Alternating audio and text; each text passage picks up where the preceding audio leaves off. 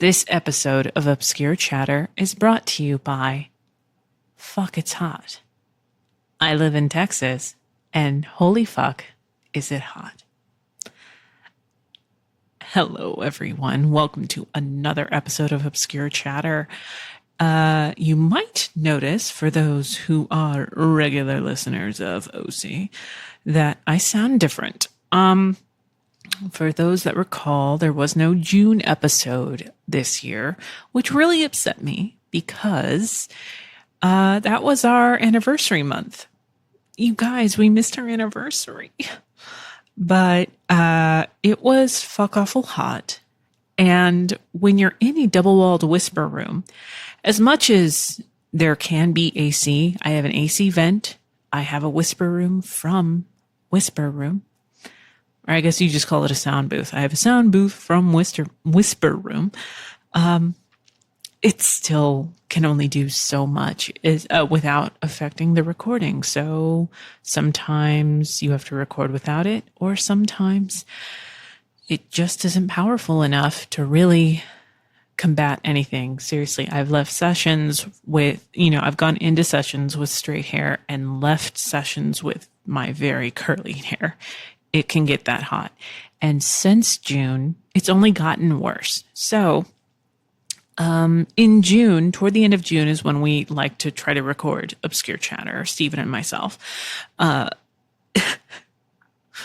We were trying to record, we did a couple of tests where basically I did a rough kind of vamp for a couple of minutes to see how I felt, and I started getting really dazed. I've overheated before. I've passed out from the heat before. My dad and I used to work on tin roofs in South Texas. I've overdone it. I've almost fallen off roofs, and all this stuff. You just really have to be careful. And for the people welcome to Texas. Nah, bitch, it's different right now. It really, truly is. And I know that it's different everywhere else because I've seen footage of, people in Arizona just trying to walk across their street and their flip-flops staying behind. I've seen headlights and taillights melting in Arizona. It's bananas. But anyways, we tried a couple of things and it didn't work. So I really hate canceling episodes. Sometimes we take January and February off. And obviously the pandemic happened within the scope of the show, started. I don't want to ever get into the habit of saying it's over because it's not. It's actually ramping back up. But that's a whole other kettle of fish.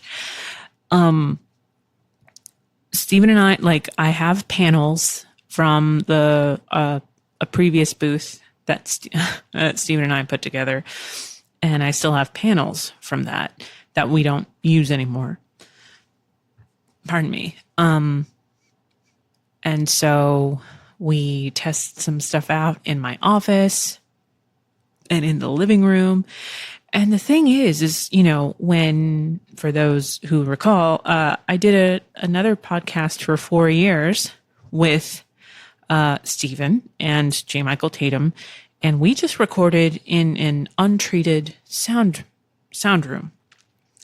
But I don't know, Stephen and I tried out some stuff going what the fuck? We've done this before, and we couldn't find an additional mic stand. I didn't want to take anything that was already in my booth out because I've got a really good setup in there. And I still record in there as is, but I just don't record as long, for consistently as long as I do with Obscure Chatter. When I'm recording for animation or a video game, I open the door between takes. I get breaks, all of that stuff. With you guys, you're here with me the whole time. I'll take little water breaks. I'll take little burp breaks and all of that, but I'm in it, for the long haul. But, we just couldn't figure it out. We had found a couple of solutions with one of our shotgun microphones. Stephen and I have a good, I'd say at least 10 microphones, a couple ribbons, a couple cardioids, omnidirectional. That's typically what a lot of starting podcasters like go with like a blue ball or something like that, which, hey, no shame on that. Like I still have a Bluebird that I really enjoy using, but for recording, I enjoy the TLM, from Neumann, the TLM 103. It's a standard microphone for recording, but yeah, I don't know what we were trying to record in a space that had better AC options and didn't sound too roomy. There wasn't too much room noise.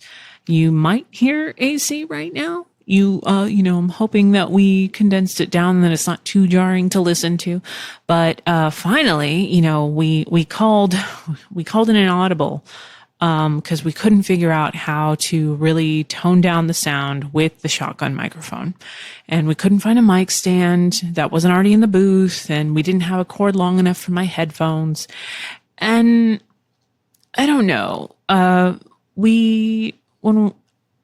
we did that anime show, we didn't listen to ourselves on headphones all the time, but now I think we've gotten a little spoiled. And by we, I mean me. I've gotten a little spoiled. I didn't want to record in the space without knowing what I was sounding like, knowing when I was off mic, any of that. So we just called it. Bought a longer headphone cable, and we found our other mic stand in the shed. And then today, we still weren't sure if we were going to be recording until Stephen pulled out some old dynamic mics that we haven't used, honestly, since that anime show, which that anime show hasn't had a new episode. And we'll never have a new episode, just for clarification. We tried to come back and we just all decided after a little bit of campaigning that we didn't want to come back. Our last episode was our 4-year anniversary. So Obscure Chatter has now surpassed that anime show, which is interesting. But I don't know what to do with that. I just kind of realized that in real time. But anyways, found a dynamic mic, and now I'm a lot closer to the microphone than I am in cooler month episodes of Obscure Chatter. I'm definitely feeling a little NPR, but I'm not talking like this. I'm just a little more on mic than I usually am. And we're doing things a little differently, but right now I am in my living room. Pardon me. I don't know if you guys heard that burp, but just wanted to let y'all know. Yeah, Steven's still in his office, but I'm in here. Honestly, if this wasn't too kind of a happy place, we were going to cancel again for June and July. And it's only going to get hotter. It's the hottest it's ever been. And yes, we've broken heat records before, but this just hits different. My dog, who loves being outside, after a couple of minutes is like, let's go inside. The sun just hurts. It just hurts. But all of that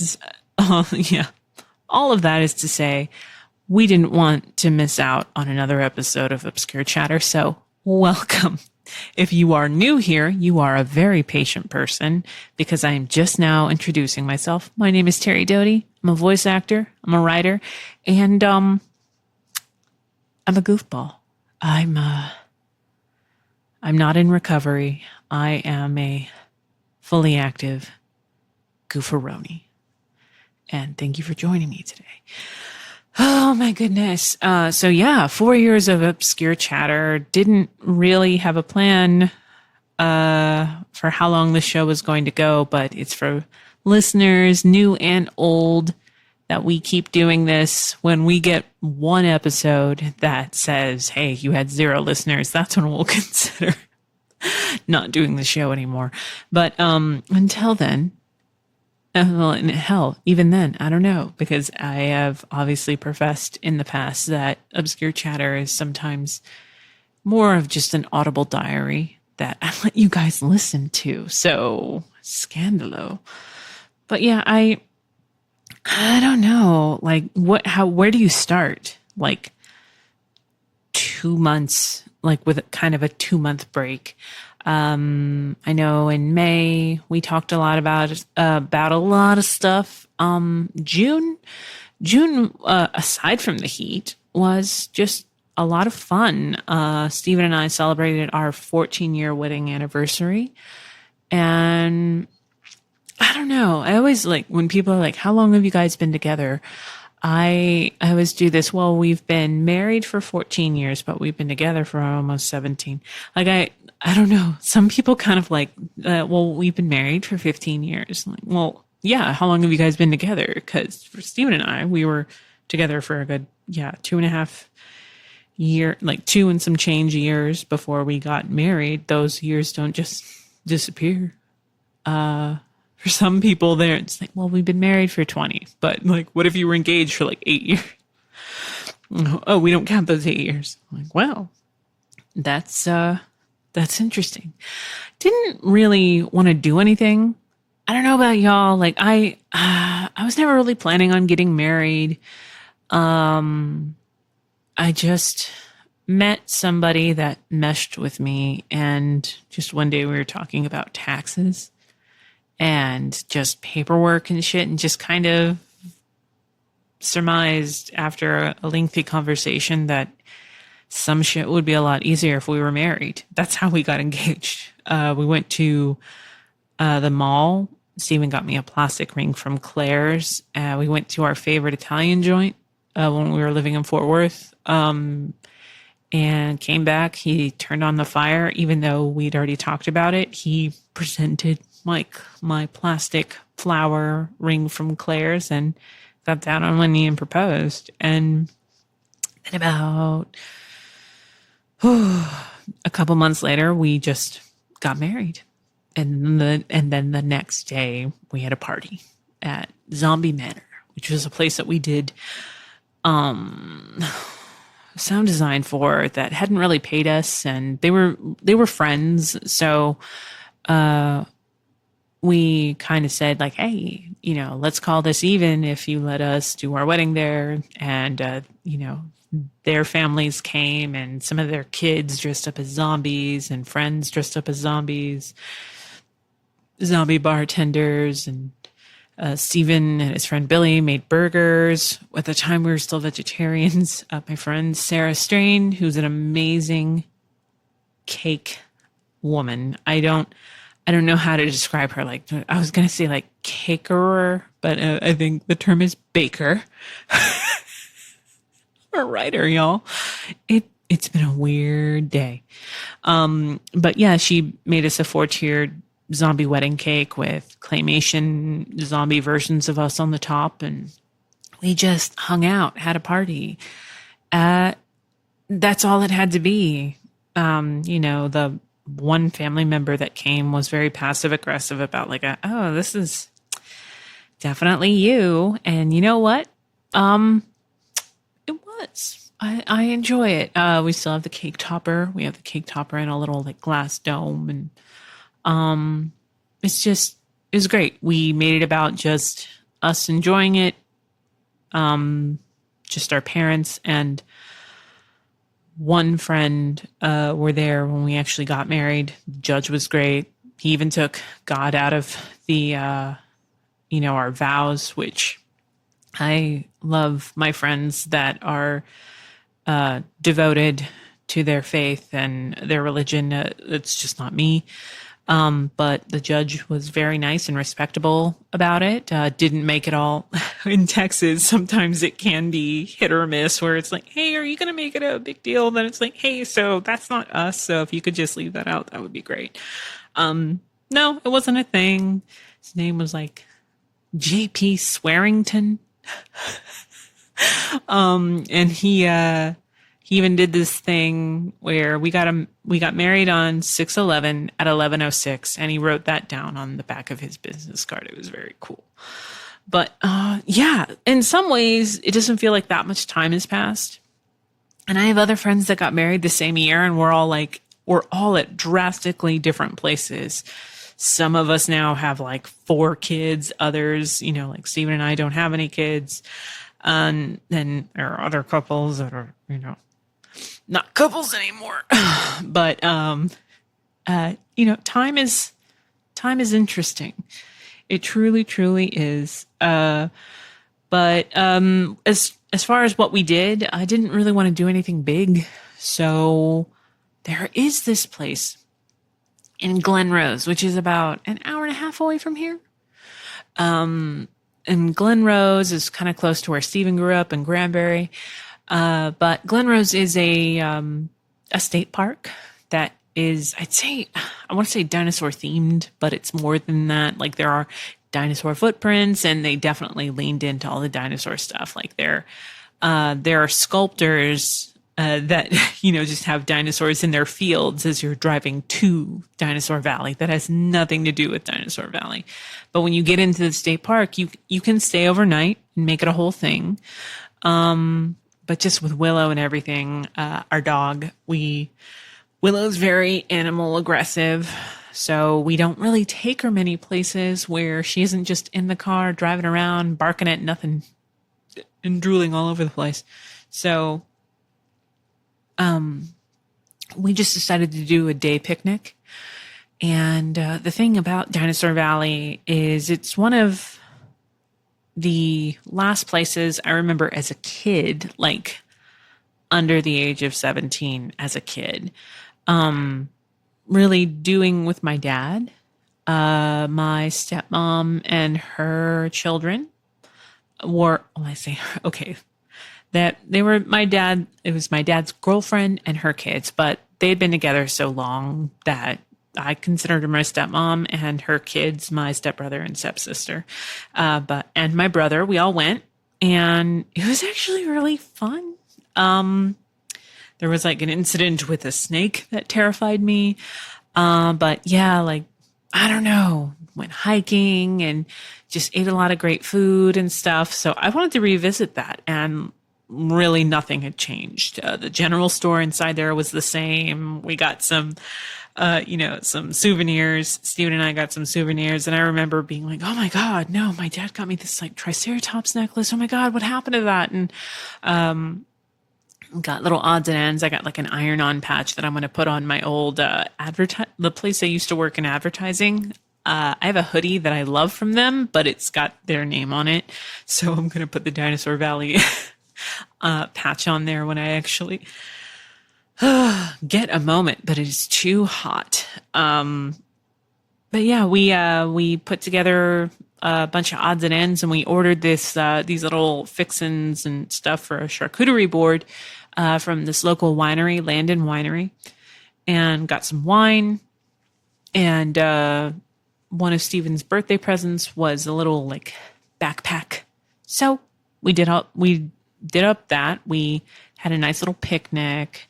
You're not supposed to drink, but we did. Don't tell anyone.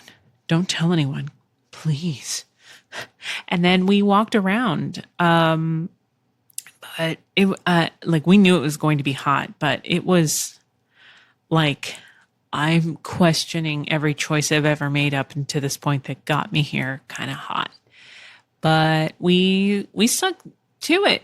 I got to see, these dinosaur footprints that I remember. Cause I remember as a kid, like putting my like fingers in like one, like supposed like raptor toe or something. And, just seeing that now, the big difference is that all of these parts that as a kid I remember playing with and, like fucking around with, those are all marked off. I'm like, no, nobody touches those. I'm like, okay, somebody ruined it for everybody. Sorry, guys. But, yeah, that was a lot of fun. Like we just did a little day trip, and that's all it had to be. And just kind of went like, hey, let's stay married. And, the universe was grateful. But, yeah, I'm trying to think what else in June, but I don't know. There's just so much. Like I do recall, I actually can't recall if I had already started going to a new therapist, the last time we chat, but I don't think so. Therapy's expensive. Dentistry's expensive. Eyes are expensive, and that's all with insurance. But, Stephen's job, it allows you like 8 sessions of like therapy for free. And, so I wanted to take advantage of that, and find a new therapist. And I don't know why, I was really trying to find like a male therapist. I tend to talk to men easier. I don't want to overanalyze that too much. And if you do, just keep it to yourself.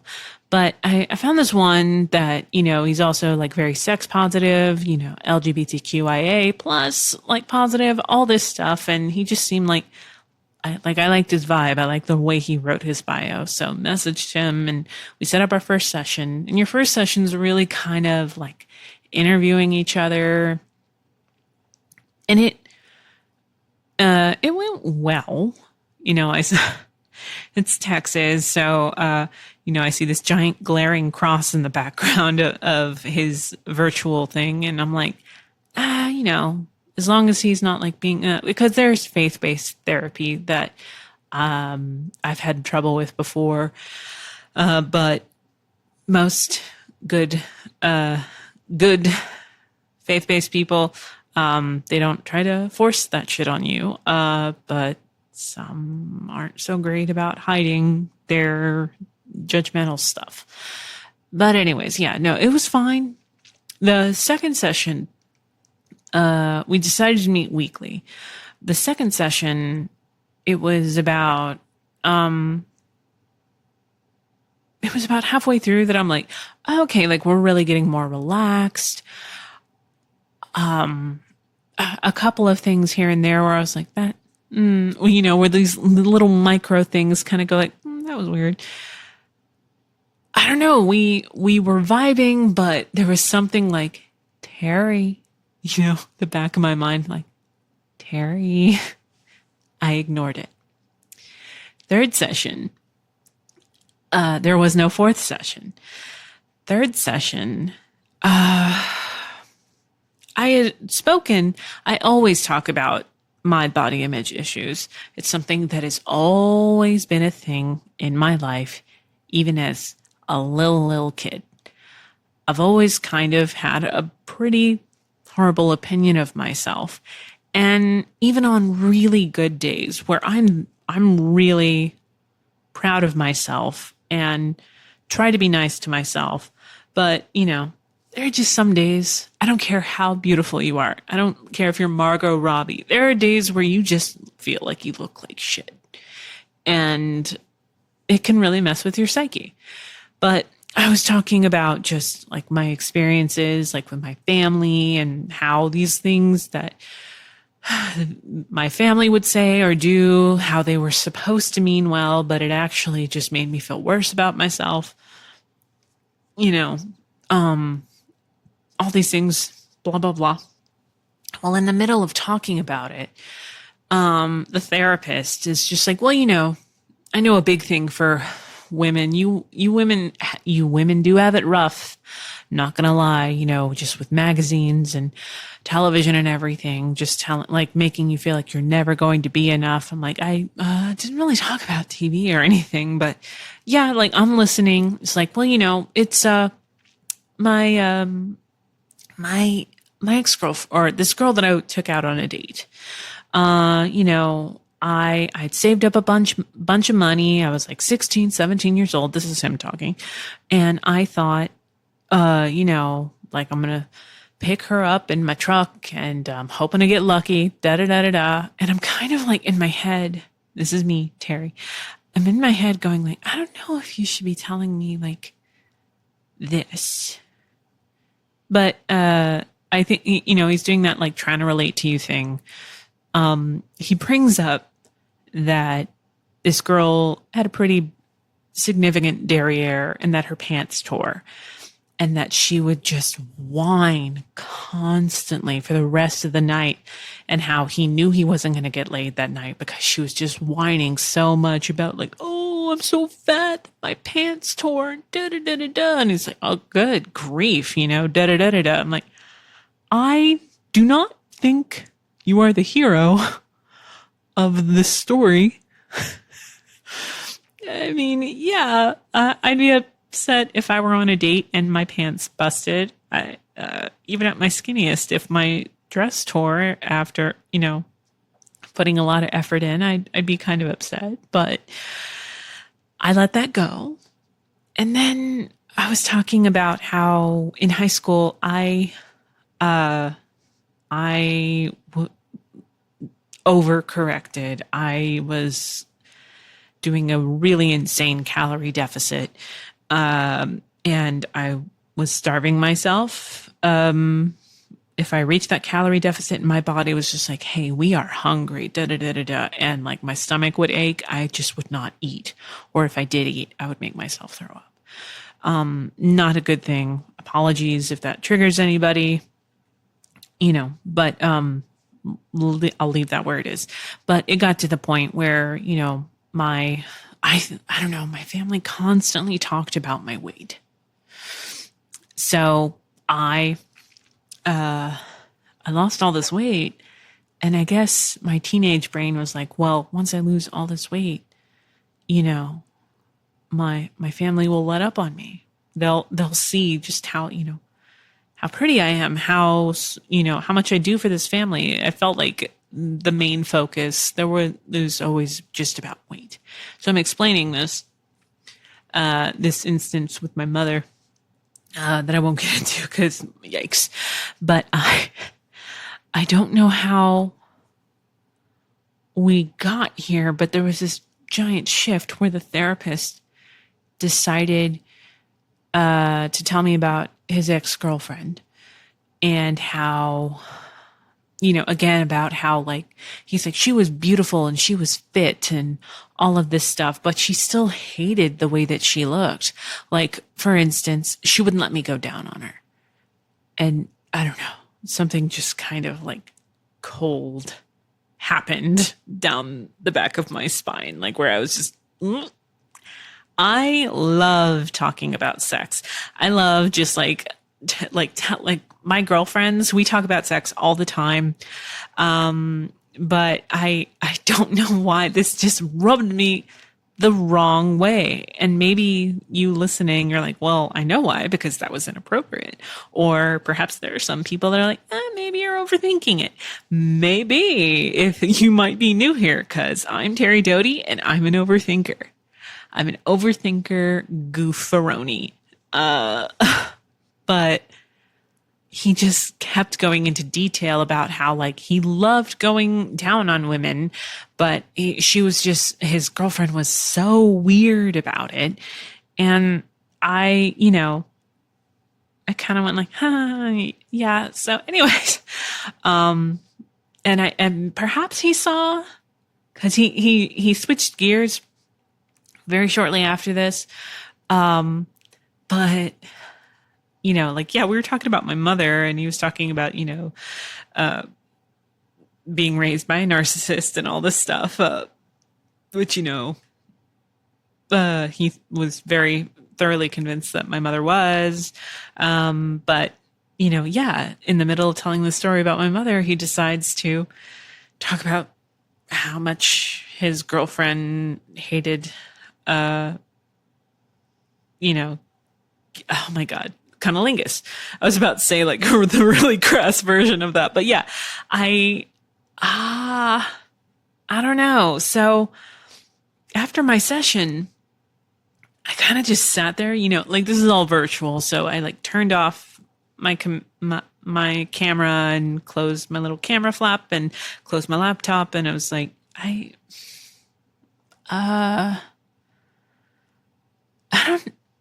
don't know about that.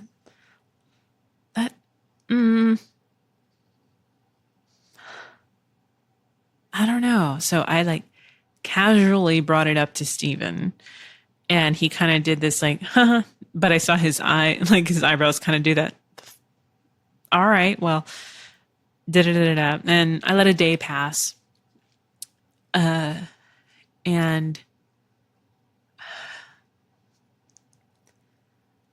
Stephen and I went to our favorite bar around here, and the bar actually has amazing food, so it's like bar dinner. But we're waiting for our food, and I decided to bring it up again. Like, was that weird? And Stephen almost immediately was like, yes, that was weird. That was a weird thing for him to bring up. And so I brought up that because, I'm paranoid, I record everything. So I played him like the file from the session, and Stephen's like, yeah, that was really weird. I canceled my next session. I didn't give the therapist an explanation as to why. And I have additional sessions available, but that was in June. I'm still kind of like, I don't know, coming to terms with that. It was just really, really weird. And, I talk about how I tend to open up more to men than to women. I'm like, that's a very old mentality. Like, I now realize I'm like, well, I think you're letting your old hangups about like girls potentially being more judgmental when you first meet them and stuff like that. Those are all old hangups that I no longer have. My girlfriends, like, my group chat of my girlfriends, which we call, like, the name of the group chat is You Can't Sit With Us. We're all drastically different people, but we don't judge each other, especially like when, we've got like garbage stories to tell where like we don't come off in the best light. It's great. But if I'd told, Terri from 20 years ago, like, hey, these are your girlfriends, Terri from 20 years ago would not believe you. So perhaps that played into why I was looking for like a male therapist. And these are generalizations. There are definitely going to be male therapists out there that aren't going to talk about how much their ex-girlfriends hated, cunnilingus or whatever. But I think I'm going to look at a female therapist for the time being. And yeah, I'm still kind of like completely like, what was that?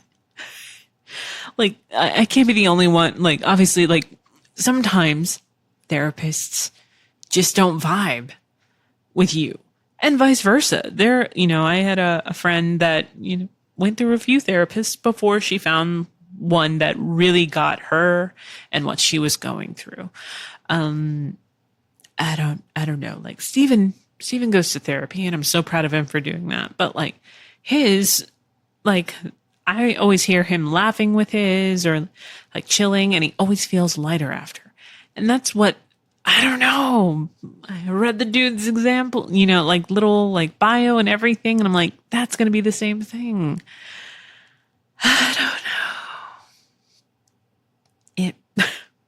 know. I'm still working through it, but I'm pretty proud of myself for just being like, no, wait, okay. So really tune in. You immediately had a reaction. The reaction was not good. Get out of that situation. You don't owe him any excuses.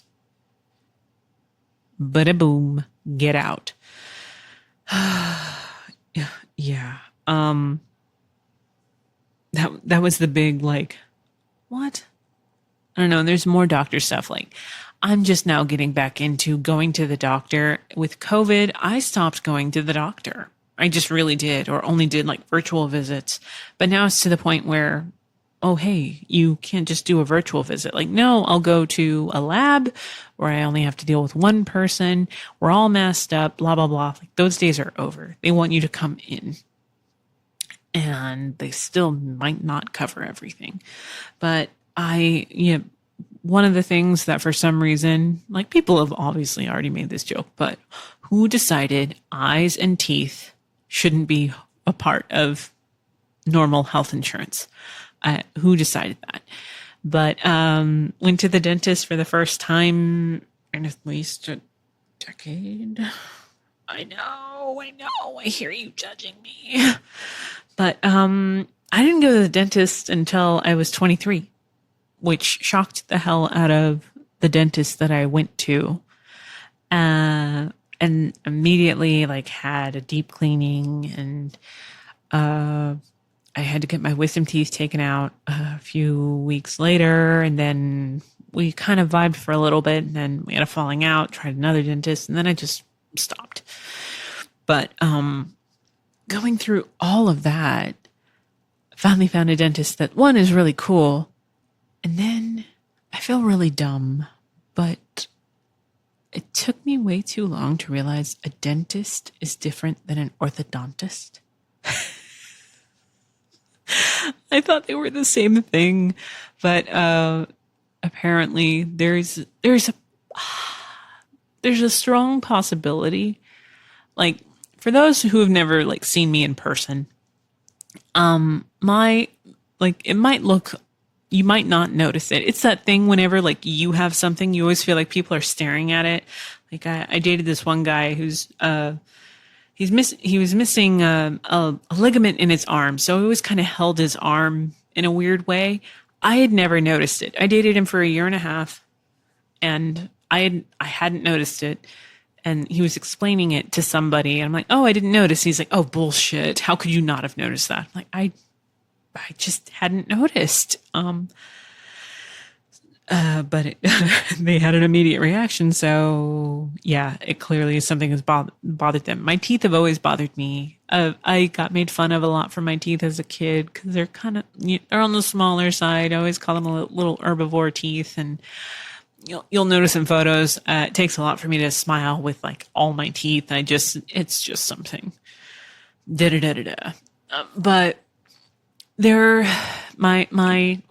just hit the pop. My teeth don't align correctly. On one side, it always kind of looks like I'm just kind of like it's just a little asymmetrical. It could be nothing, but my dentist did some x-rays, and he's like, I would really like you to follow up. And he gave me a referral to an orthodontist as well as an oral surgeon. And doing that, like, I got a little freaked out after I did this follow-up, but I was like, hey, give me the nitty gritty. Like what could potentially be the thing? He's like, he's like, it might be an ornathic surgery where they would basically cut open my jaw and saw off a little bit and realign my teeth. And then I'd be wearing like a series of braces and stuff. And I got really freaked out when he just kind of mentioned the possibility of what this could be doing. And I had kind of asked him, I'm like, is this something that just happens? He's like, so like, you don't have any of your old records. And I've called the old dentist numerous times. Nobody's getting back to me. I might literally have to go to this place. But, my dentist is like, I would like to see if this showed up on other x-rays. It would answer some questions for me. But I kind of asked him, like, is this something, that I really need to be worried about? He's like, well, long term, he's like, I'm guessing you have jaw pain and blah, blah, blah. All of this was accurate. He's like, headaches, tension headaches, blah, blah, blah. He's like, that could be linked to all of this. And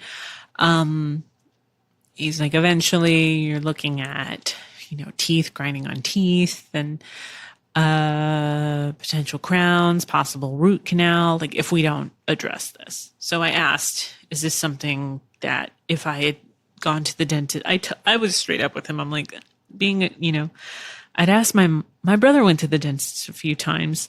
I'd asked my mom why I never went. This was when my mother and I were still in communication. And she just said, my teeth look pretty straight. That was it. And honestly, looking back on it, she had hang-ups about her teeth. And I think that just got transferred over to me. It's hard not to be mad about this, but like kind of asked, like if, I went to the dentist as a kid, would this have potentially been caught already? And there, the dentist did let me Well, if I could get those records, I'd be able to tell you definitively, but I can't say no because most people that have ornathic surgery are teenagers that have their permanent teeth. And so teenagers tend to heal up quicker, blah, blah, blah. And I don't know. I kind of had to think on it for a couple of weeks before I booked that consultation with the oral surgeon orthodontist person. It's one person. They're just an orthodontist as well as a surgeon. Because, guys, I'm talking to you right now. I explained, like, well, I'm a writer as well as a voice actor. I've been an actor for over 25 years, and 15 of that's been voiceover. What you're describing is like not a career killer, but like, I'm sure there are voice actors that have braces and all that, but like recovering from surgery and taking the time off to do this, and it would change the way I sound. And all of that's hoping that the surgery would go well. But I'm in my head right now because the dentist is like, whoa, whoa, whoa, whoa, whoa. Like I would just like to know. You can say no to anything. He's like, I would just like to know what their thoughts are on some of this. It's just the way my teeth are aligning right now. And the jaw. There is like maybe, and he's like, it could just be as simple as, your jaw just grew more bone. It could be as simple as that. But of course I went immediately to the worst case scenario. But if that's the case, and I have to do all of this, I might have to take some serious time off from voice acting and really doing much of anything. And then potentially, hopefully working with a mouthful of metal or whatever. I don't know. Do they still do braces with metal? I would assume they do. I haven't seen someone with braces in a while. But yeah, I don't know. It's just wild to be kind of thinking about it. And I'm not going to lie, just basically, I do like the gua sha like once a week. And these past couple weeks have just been like getting really weird as I like massage my face, like looking at my jaw anytime I brush my teeth or floss. Just thinking about it way too much, trying not to be too concerned, but that would be a big deal. I hoping for the best. If you're the praying type, I would enjoy and appreciate the energy, or just thinking happy thoughts. That would be great. But yeah, just having to do all of that stuff. And then on top of that, it's like, hey, finally going to the doctor more, blah, blah, blah. I'm just someone, because I've been, in retail and just kind of a struggling actor here and there. I'm not used to having insurance, so I'm not used to going to the doctor really at all. But, yeah, just trying to keep up with all that stuff because, as an old lady at the tender age of 39, you just have to start taking better care of yourself. Some of y'all are laughing at me and some are like, whoa, 39. I thought you looked way older. Hopefully younger. But yeah, there was a big age, right, moment since the last time we talked. I've been asked to do conventions since the pandemic started, but I've said no to basically anything that isn't virtual. But my first in-person thing, I went to Allen Public Library, which that was now my third time doing something with them. I clearly I love the setup. I also just love how much they do for the families and citizens of Allen. I love that library. I really do. Librarians are also really cool. I just like them. But I did a voice acting 101. Kids had to sign up before. Pardon me. And it was pretty full. It was a lot of fun. I had friends have their kids show up, and I'm like, I remember when this kid was born. Holy crap. And now they're just asking me questions about the industry. That's crazy. But my God, it was hot. I tried to leave my mask on, and then just finally I was like, I have to take a chance here because I am dying. It was so hot. My hair was just like kind of straight, but it was pretty curly by the end of this thing, and I couldn't breathe. I was trying to teach and then it just had me thinking, I've got friends that are teachers that, you know, are very at risk, but can't afford to stop teaching. And like, I don't know how they do it, because I could barely do it for 30 minutes of 1 hour, like teaching lesson. It was bananas. But the kids were great.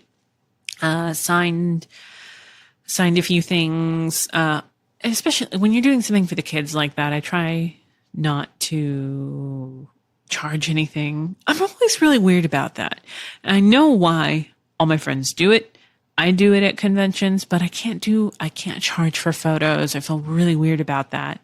And I'll charge for like something that they buy from me, but I can't like something, you know, like if it's something that I had an artist draw up for me that I commissioned an artist to do, that's one thing. But if someone was like, hey, Terri, can you sign this for me? I won't charge you for that. I'm just really weird about, especially when it's a kid, like a kid that's just really adorable. I usually give them stuff for free. Not shaming anybody there. As we've all established as actors over the past couple of weeks, as SAG has joined the Writers Guild of America in a strike. Yeah, we don't make a lot as actors. And I'm saying that as someone who is not a part of the union. Currently, I am SAG eligible because of a video game that I did where I had to do a bunch of paperwork to be okay as a non-union person to work on a project. And because of that now, I am able to work on 2 other SAG projects before SAG is like, hey, okay, so you've done 3 things. Now is the time to join the union or no longer accept SAG work. And so that was a while ago. I'm still SAG eligible, but SAG, you know, there are anime properties that are SAG. Most of the anime that you know me from, or no, not from the anime that you know me from, is all non-union. But I've said this in TikToks and I was going to say tweets. I don't know what the fuck we call them now. With the X, but, or Blue Sky or Thread or Spoutable, Mastodon. I don't know. But I've said on numerous platforms, like when SAG goes on strike, it is still about all of us working, because if they're screwing over people that they heavily work with, imagine how much they're screwing you over. And also, like, for rates, as far as just voiceover and all that, I look to SAG and what they're charging, and whoever I'm working with might be like, well, yeah, but you're not SAG. But I'd be like, well, okay, so you don't have to pay me SAG rates, but you can't pay me such a tiny fraction of what a SAG person is making. It would be nice if there were a little more protections. And that's where I was talking to another actress. She's more on camera than I probably will ever be, but she does more on camera than voiceover. So her and I were talking, we're both located in Texas. Is SAG really necessary? But I mean, SAG's also applies to indie films and all of that. I don't know. But here's the thing. Once you go SAG, that would mean no new non-union stuff. That would mean taking a giant step away from anime. Unless it was SAG, which again, I've told you, if you look at my credits, I've done at least 200 properties, but, and I've done video games, films, audiobooks, and yeah, most of that's non-union. So that's just something to think about. Definitely something to think about. Oh, I had mentioned that I was going to dye my hair. I am currently, in addition to the microphone being different, I wonder if I sound different because I no longer have green hair. Oh, I say that. This was the first session of getting rid of the green. Some of that green did not want to go. So I'm mostly blonde. And I'm enjoying it. I will say I had green hair for about 5 years off and on. With the pandemic, at the beginning, I wasn't seeing my hairstylist, and I did almost completely ruin my hair trying to dye it myself, and then went dark to cover up my fuck up. But,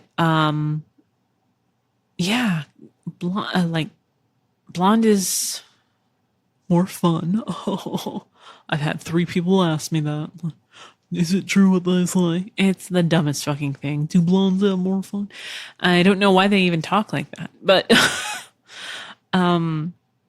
I've been blonde numerous times. I just haven't been blonde lately.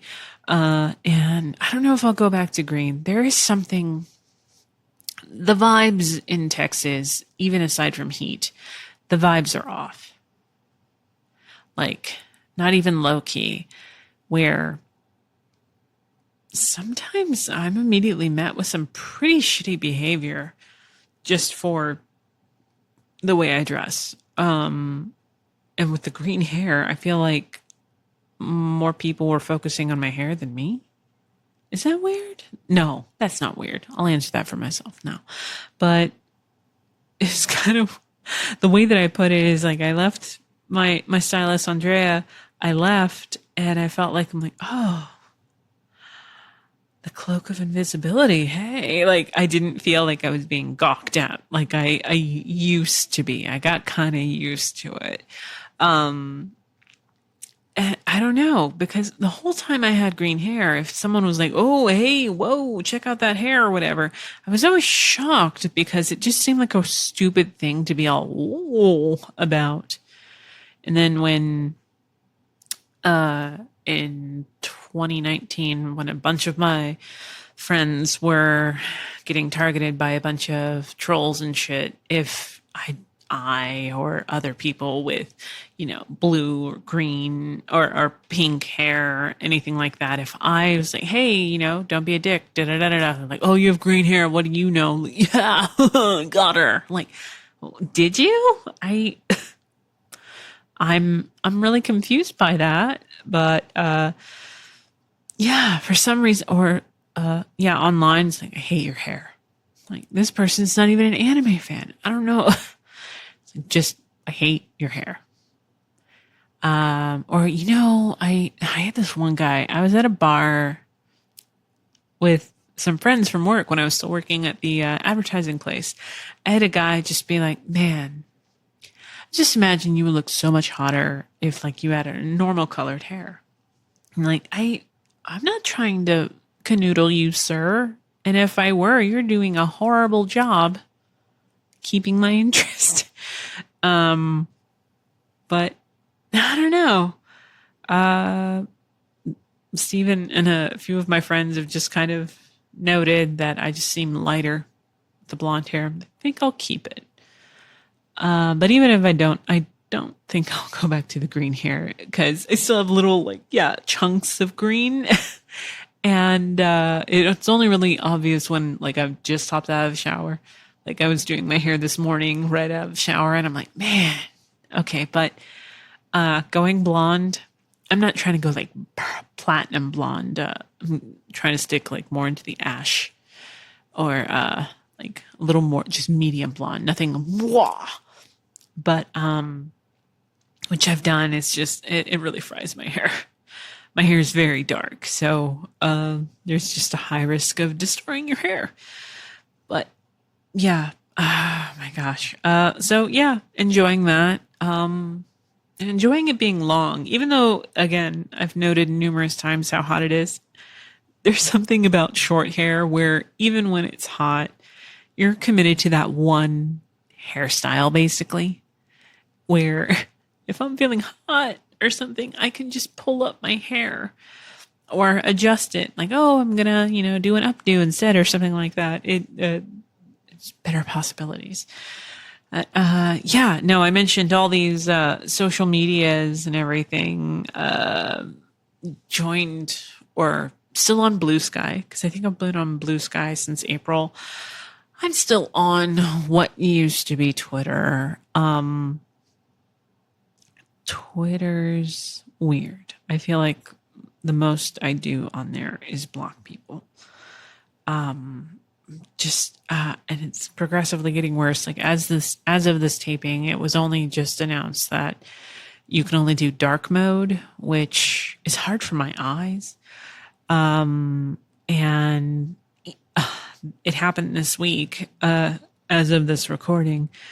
Elon just took someone's handle away. Like this guy, cause he changed Twitter to X, which is so dumb. But he took who had the handle for years. He just took their handle away and also took another person's handle by just adding an underscore to the end of their handle so they could take the other thing. It's bananas. I actually started thinking about it. I'm like, holy crap. Like, what are you doing? Like if you have a store, like a physical store open, sure, you can sell things that only you like, but at some point, if all of your customers are telling you that, what you're making sucks, loyal customers of yours, like people that like you and want you to thrive, which in the case of Elon Musk is not me. But if people that you respect are saying, hey, what are you doing? And your response is to, suspend their accounts and delete or just straight up delete their accounts, all this stuff. Like, you're just a little boss baby. Little boss baby. It's weird. Stop it. But yeah, no, Blue Sky. Threads I'm getting annoyed with, but are we still trying with Hive? What else is there? I've completely given up on Mastodon. I was on Discord for a second, and I still am, but I'm not checking anything. There's just too much. The main thing that I'm on is Instagram. And that's because I just want to share photos of my dog and my doodles. And my dude. Dog doodles dude. There you go. And occasionally myself. Yeah. Oh, and I had also mentioned, Aaron actually brought this up. What up, Aaron? I had mentioned Letterboxd, if not my last episode, the episode before. And she had brought up Serialized, which I signed up for. So Letterboxd is a great way to keep up with my horror movies or just movies in general, but I watch a lot of horror movies. It's a great way, honestly, because I was talking to Benjamin Oscar about, getting ready for Halloween already, which seems early, but it's not at the same time. And he asked me for recommendations, and it was really nice to just look at my Letterboxd filmography or whatever, and be like, okay, go by rating, go by genre, and let's look at this. And I was able to come up with all these movies that I'd watched, but I didn't have to struggle bus to remember. Serialized is that for television, and I wouldn't be shocked someone probably already knows this, but I wouldn't be shocked if it's run by the same people as Letterboxd. But yeah, great way to keep up with TV as well. But yeah, right now, in solidarity with WGA and SAG, I'm not talking about film or television on social media. Anything that could remotely look like paid promotion. And I'm not going to lie, like, work has been slower than I'm used to. But yeah, like, I'm just not getting auditions coming in the way I usually do. I actually just got booked for something next week, and I realized, I'm like, oh, that's the first thing I've booked in 2 months. Holy crap. It's just usually not like that. But with also that in mind, I don't know. It could be with the fact that I quit that job in October, and it's kind of weird that, wow, it's almost been a year.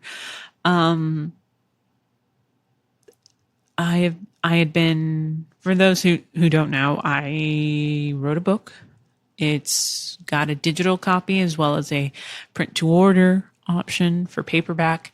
And there's also a full vocal cast audiobook where I narrate as well as voice the character of 11. I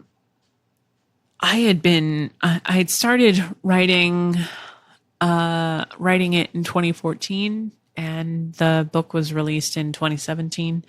I've written numerous drafts of book 2, and there was just, I don't know. Stephen went through this giant thing where, hopefully he doesn't mind me going into this, but, where he's like, I'm going to get my master's. And for the first couple of years, he was just rocking it. But this past year or so, I noticed a shift in him where it wasn't fun for him anymore. And he was meeting a lot of opposition as far as like mentors and stuff. And we just had a lot of long conversations about it where he's like, I think I'm done. And when he like really, after more talking and talking to his advisors and stuff, he's like, yeah, I'm, to get my master's and my PhD, I just, like, I'm still going to be doing what I'm doing. I just really wanted to do it to have said that I did it, but knowing how, unless you go into academics, it really is useless when I could be using my time to get more certifications and stuff that I'm already doing and blah, blah, blah, blah, blah. Like, it's interesting. I don't know, that kind of like shook something in me where I've written for television. I've written for film. And that's what my degree is in directing and screenwriting. And I just had a moment where I'm like, I really am proud of the book that I wrote. And I initially just wanted to write it to say that I did it. It's something that I'd always wanted to do, and I just did it. I'm still proud of myself, and I'm really proud of the story. And the drafts have been coming along fine, but it hasn't been fun anymore. So I don't know, Steve and I were having lunch a couple weeks ago, and I just kind of broke down. I'm like, this is supposed to be, the passion project stuff that you do in your off time. And I'm just going through the motions. Part of it could be that I enjoy screenwriting. I enjoy dialogue, all of that. But I also just know doing it on your own, I had gotten, hello, oh my God. I had gotten offers when I'd been finalizing book 1, to get, some kind of publisher behind it. Yeah, more indie than anything, but I just didn't want to go that route. I don't know. There was just nothing really vibed. So I just published it myself. And even now, it's like I have friends that have also done self-publishing that eventually, even their self-published work, publishers are like, hey, if you take it off, Amazon or wherever you're selling it, we can do another pass of editing and release this through, one of the big five. And I just didn't see myself doing that. But publishing it yourself, there are authors I enjoy that release like a book on their own every couple of months. And, they're like fucking boss bitches like that, which is very different than boss baby. Boss bitches, they get shit done. These are women that are working full-time jobs in addition to the full-time job of being a mom, or taking care of relatives, or just like having like intensely like busy lives. And on top of that, writing their own stuff in their free time and, releasing it themselves. For me, the way that I do it, I don't know. There was just a moment where I'm like, in order to finish the book series the way that I want to, it would still take me another year of finishing this draft, sending it off to my first round of test readers, then sending it to my creative editor, then sending it to my technical editor, and then sending it to my 10 plus test readers that aren't, like my first test reader is always Stephen. And then it goes through a creative editor and blah, blah, blah, blah, blah. And then it's basically sending it off into the world and then starting on the audiobook. And the audiobook, the way that I do it with the full vocal cast, that's working with many different schedules and all of that. And then it's starting the process over to do book 3. And then I don't know. I just had a moment where I'm like, I don't want to be 50 and barely finish book 3 when I could be writing stuff that I enjoy. It kind of took away the joy of writing. When I got that full-time job last year, I stopped writing the book altogether. And I deleted a bunch of stuff, which I wish I hadn't. But revisiting it, it's like, oh, okay, right. I picked up here and I'd already edited stuff. And this last draft was finished. But I broke down to Stephen. I'm like, priorities change. Like I told you, I started working on this book in 2014, released it 3 years later on my own. Like, that's pretty freaking amazing. Well, at least I think so. And really, that's all that fucking matters. And I had a great support system behind me that kept me motivated.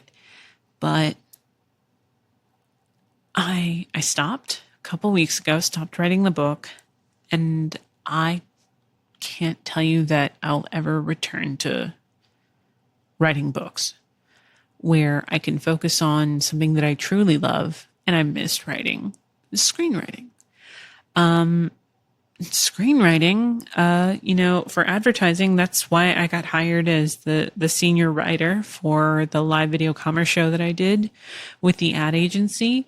And I mean, I was writing anywhere from 30-minute to 2-hour episodes of shows, and seeing the actors get excited about the dialogue that they had, and working with the guys in the booth being like, oh shit, here's a typo, da da da da da. Working with clients like Google and AT&T and Samsung, and just being like, oh, okay, yeah, no, and all of that. And yeah, implementing edits, working with other writers. I missed it. And I've gotten a lot quicker because of doing the random stuff. So I'm working on that, and something might come of it, something might not, but it's something that I think all of us kind of become susceptible to. I've been a big sucker for this, where the second you realize you enjoy something, there's always, now, I'm sure there was always kind of a thing for it, but there's a, oh man, you could really make some money doing this. And so it's something that you enjoy, and finding out a way to monetize it. And that's such a dangerous thing to do, because by immediately turning it into something to consume for the masses or for a specific fan base, or however you want to think about it, you're risking losing the love for it. And that's just not something I want to do anymore, you know? And since then, I've been reading books differently. I didn't realize that the writing was also affecting the way I was reading. You might hear my dog in the background just stretching, wondering who the hell I'm talking to, because I have never recorded in anywhere other than the booth. Don't you hit that talkback. Willow, come here. All right, she's on the talkback mic, so I might lose my head, or on the talkback cord, so she might make me lose my headphones here in a second. Be cool. But anyways, oh my gosh, what was I saying? Oh yeah, no, I realized I was reading differently. I've been revisiting some stuff. Like, I have trouble sleeping in the middle of the week if I'm reading something new at night. I always read at night, but in the middle of the week, if I'm reading something new, I will stay up as long as I can. Very dangerous. So I tend to read stuff I've already read before during the week. And I'm like, I don't remember this. Like, stuff that I just read a few months ago, or even just last year. Like, I don't remember this. Oh my God. I gave this like kind of a so-so review, and I actually love this book. Oh, hit the pop screen again. I kind of stopped enjoying reading because I was always kind of deconstructing what the author was doing. And man, and that's something that I just typically have never done as a screenwriter. If it's a good line, it's a good line. Like, there's a movie that just came out that I'm a big fan of. A big fan of the writing, a fan of just all of it. I would love to talk about it, but I won't right now. Hopefully down the line, when some CEOs stop being jerkbags, we can talk about it. But where I was like, oh my God, that's just a funny line, or oh fuck, that's a good line, or oh my God, that line brought something, that had kind of hidden away. They brought something to the surface. I love that, but I'm never like, man, how would I do that in like, I'm going to deconstruct this movie until I hate it type of way. And I was doing that with reading, and I love reading. I'm a big reader. So it's kind of weird to like admit to anyone aside from Stephen, but it was hard to admit to Stephen that I didn't want to write books anymore.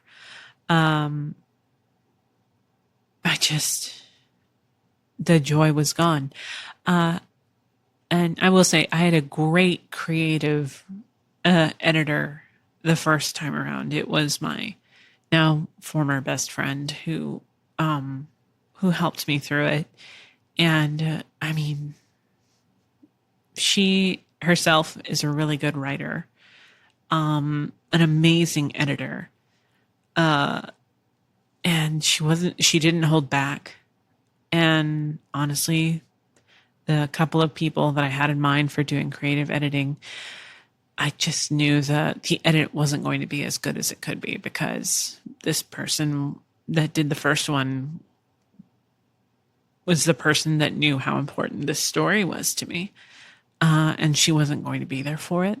I guess I thought about that as well. But yeah, she's an amazing writer herself, and hopefully she's doing amazing things too. But you might have just heard me snap. My dog's like licking herself so loud, like right next to me. Sorry, dude. But I don't know. I feel good. And it feels weird to say that. Because I don't know. Like the second you were like, yeah, I'm going to do this. Da, da, da, da, da. I just recently, Stephen read it too. I just recently read this book. Usually or not usually, but the past few Obscure Chatter episodes, I love to talk about what I've been watching, what I've been reading, what movies I've been watching, what television, da, da, da, da. I'm not going to be doing that, for a while. Also in solidarity, even if what I'm watching is, what I've been watching or da, da, da isn't necessarily new, just playing it, quick and, just playing it safe and quick and dirty is what I was going to say. I don't know why. But I did read this book, the 4,000 Weeks Time Management for Mortals by Oliver Burkeman. And it just kind of, I guess it was around the time that that Stephen and I finished it, that we kind of just started looking at stuff differently. Like even so much as like, Stephen had some dental work done too. And we this week got a giant envelope, like thick ass envelope in the mail. And it was from our dental insurance saying, yeah, we're not covering really anything that you did, because we didn't feel that it was medically necessary. So we're not paying it. And Stephen and I talked about it, and it's this like knee jerk. Of course they don't. You know what? We're going to fight this. We're going to call the dentist and da-da-da-da-da. So we called the dentist, and they were like, we're running into that a lot right now. We're really sorry. But yeah, let us know if you're going to try to fight it and da-da-da-da-da. If not, you can call us back and we can work out some kind of payment plan. It's just like, what are you paying for dental insurance for? But that's a whole other thing. But there was this moment where like Stephen's like, I'm going to call and da-da-da. And he just kind of went, no, I only have 4,000 weeks on this planet. And I can't afford to waste that much time on something that I know in my heart isn't going to amount to anything. So he just paid the bill, the remaining balance, which, also I had a couple of cavities worked on. They were like, well, since, this, just letting you know that you'll probably get another letter from them because they didn't cover this part of her cavity thing. And it was an insane amount that they didn't cover. That they're supposed to. I don't know. It's kind of wild. But anyways, where Stephen just paid it and didn't tell me till later. He's like, yeah, no. And I guess that's where I was thinking about the book, where I'm like, am I really going to be well into my 50s before I finish the third book? Like, I'm almost 40. And this isn't fun. Where I could be writing for fun and it may or may not amount to anything, but I can do a script in a couple of months because that's my strength. That is where my schooling is, and that is what I enjoy doing. But I just stopped doing it because I, for some reason, I guess had it in my head. It's like, well, just stop writing scripts. I'm like, but I was writing scripts, just not for myself, It's kind of wild the way you get in your head about it. I'm like, well, no, like what I'm doing isn't script writing because it's this. I'm like, it's script writing. You just call it something else. So yeah, I don't know. I can't explain it, but between just little changes that I made and some pretty significant ones, these past 2 months have been pretty eye-opening. I feel lighter. The dental thing, it's really hard not to be kind of worried about what that means. But, when I finally book the appointment, I would rather know. like when I had a follow-up with my dentist to address the cavities, where I had a cavity and 2 fillings that had just worn down. As I was, he was numbing me up. He's like, all right, well, as the numbing is working its way, like, do you want to talk about anything? I'm like, you want to talk to me as I'm getting numb? And he was really nice about like not, addressing like the drool going down my shirt or whatever. But I was just like, okay, like nuclear option, like how bad could it be? And just talking about stuff. And he's like, the main thing is like, wouldn't you just like to know? Like, yeah. But I mean, aside from that, I'm just feeling pretty great aside from that. I miss my walks, but it's really fucking hot. It is really hot outside. Like Stephen and I used to do a morning stroll. That was our big cardio thing.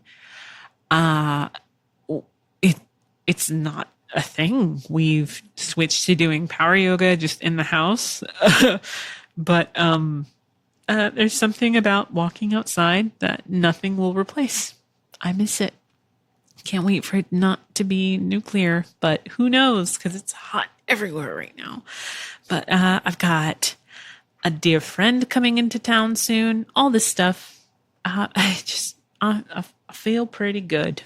I feel pretty freaking good right now. Yes, I would love to talk about book recommendations and all of that, but I know we talked about a lot of some heavy and some not so heavy stuff. This episode, I definitely didn't want to cancel if I didn't have to. I hope the sound quality was up to snuff. It was kind of I mentioned that anime show at the beginning of this. It's like really thinking about it, going, wow, it just seems so much easier when we did this and we didn't. I wouldn't say that we didn't care as much. It just seemed like things just kind of worked out. But things just kind of worked out because we had great people around us. Like that anime show stopped being on just some random Swedish website because the guys at the One Piece podcast guys, really? Those guys took pity on us and put us on their server. They're like, yeah, hey, so, welcome to America. Welcome back to America. And, just helped us kind of navigate the waters of podcasting. And now, Obscure Chatter is well into year 4. I'm hoping that there's a bunch of amazing stuff for us to talk about in the future. I'm really hopeful that SAG and WGA will get everything that they're asking for. I know it's intense right now. They have to work with heat. They have to consider just a whole mess of shit that they shouldn't have to be considering. Because what they're asking for is just basically being treated like a person with expenses that's there to do a job like so many other people. I'd mentioned it on Twitter, but one person had kind of said, well, if actors are striking, I mean, and they make more than us, like, Jesus Christ, da-da-da-da-da. Like, well, the thing is, actors with SAG, they don't qualify for SAG insurance unless they make at least $26,000.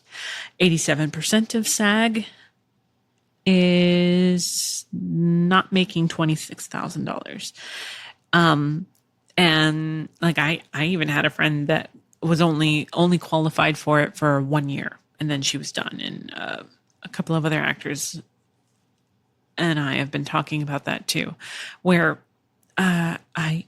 there have been years where I've made like a really healthy amount of money. And then there are years where I didn't have to claim it on my taxes because I made so little.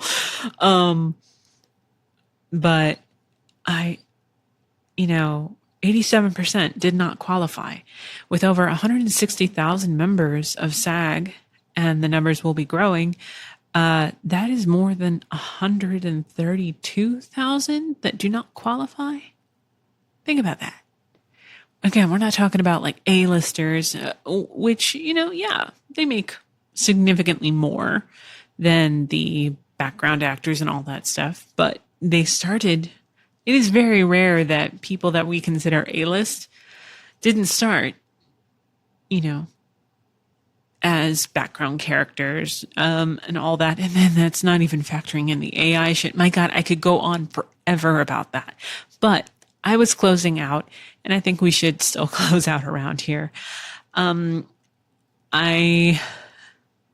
If we are happy with the way this turned out, I'm honestly hoping that it turned out pretty decent as far as sound quality. Again, I'm in my living room watching something on mute with my dog pretty close to me and the AC blasting. Just doing what I can to stay cool and not die in order to podcast. But I love you guys, so I'm really hoping that this worked out well, because this would probably have to be the setup for August. But that being said, please consider continuing to support movies and theaters and all that. Be very careful about how you talk about stuff online. No hashtags, no nothing like that, because that is considered promotion. Please check out SAG and WGA's website for strike rules.